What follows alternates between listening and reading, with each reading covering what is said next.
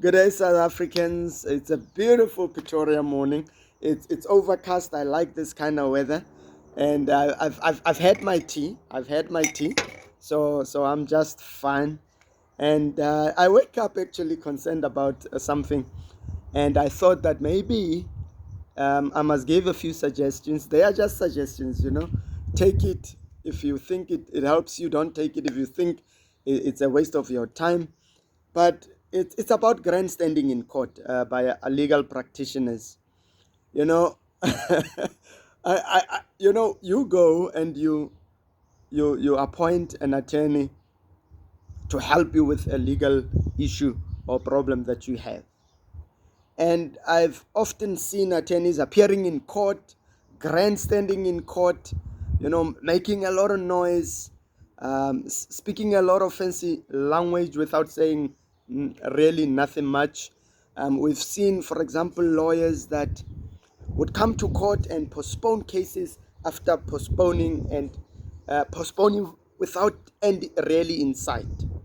And you would see actually when unnecessary applications are being made, the pride of the client, saying I'm being well represented, and I've been looking at the client, with almost, a sad heart, almost teary eyes because we've seen the tricks and we know that it's not getting the client anywhere. And we know that with every appearance, the client wastes a lot of money for zero work done.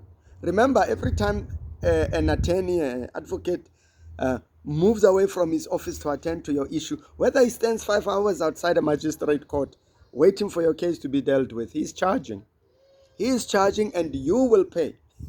So I'm trying to understand why is it that we get so excited when we see a legal practitioner playing games in court, making an unnecessary noise, but without getting closer to the solution in terms of the actual issue that we are in court for. And I don't know whether this is a thing in South Africa.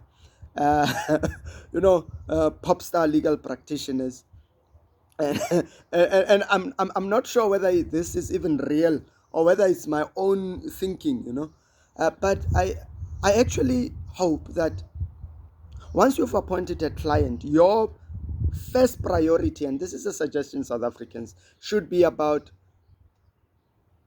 are we prepared to address the issue? So you must push for your legal practitioner to prepare thoroughly. Once he's prepared and he tells you that he's prepared, the next important issue is that he must try to finish the matter as quickly as possible.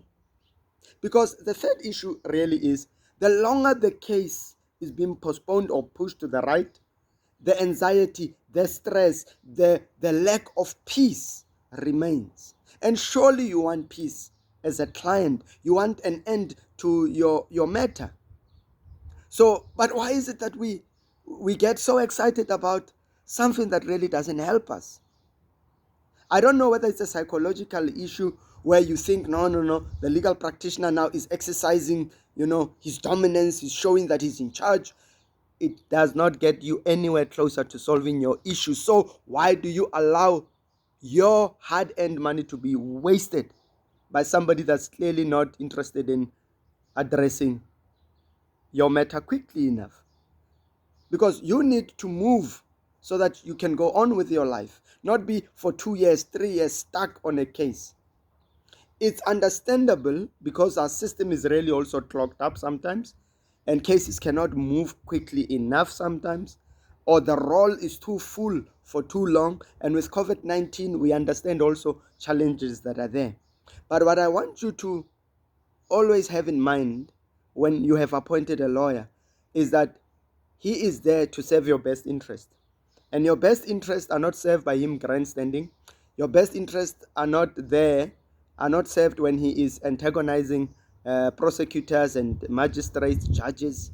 And your best interests are not being served when cases are postponed ad infinitum, forever and ever and ever. And I believe also it is not in your best interest when you pay a lot of money for appearances that really adds no value to your case. And and really you have a right to a speedy trial in this country, and it's something that I believe that you must always exercise and always try to address the issue, because you can delay the case for however long you want, can keep on postponing and postponing, but it's not going to help address the issue that the magistrate or judge must decide on. So do not take joy, South Africans. In the end, I say, do not take joy with grandstanding, with boastful, arrogant people that are representing you. Always, if you see that, request, humility, request sincerity, request a gallant fighter for your cause, but do not expect a pop star. Do not allow popstar attitude, because in the end you are the one that will feel the wrath. You are the one that will feel the wrath. It's your pocket that will suffer. So and this is not an indictment on legal practitioners, because I know my friends will chow my head. But at the end of the day, we must also be honest enough and be real enough with our clients, and ensure that we pursue their best interest in the most professional, most dignified way.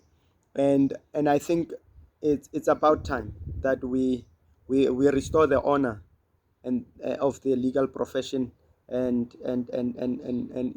stop swearing at magistrates, at judges, stop insulting them, but working together to ensure that justice is served in our country. I think that is the biggest obligation that we have as legal practitioners, and clients as well must understand the professionalism, the ethics of our profession, and we can, at the end of the day, I believe, succeed in achieving the intended end at the end, which is justice for your client. So thank you very much, South Africans, and I hope, if you have ears, that you have listened to what I say. Whether you are a legal practitioner or a client, understand that we are there to address the issue, not personalities in a court. Thank you. Bye-bye.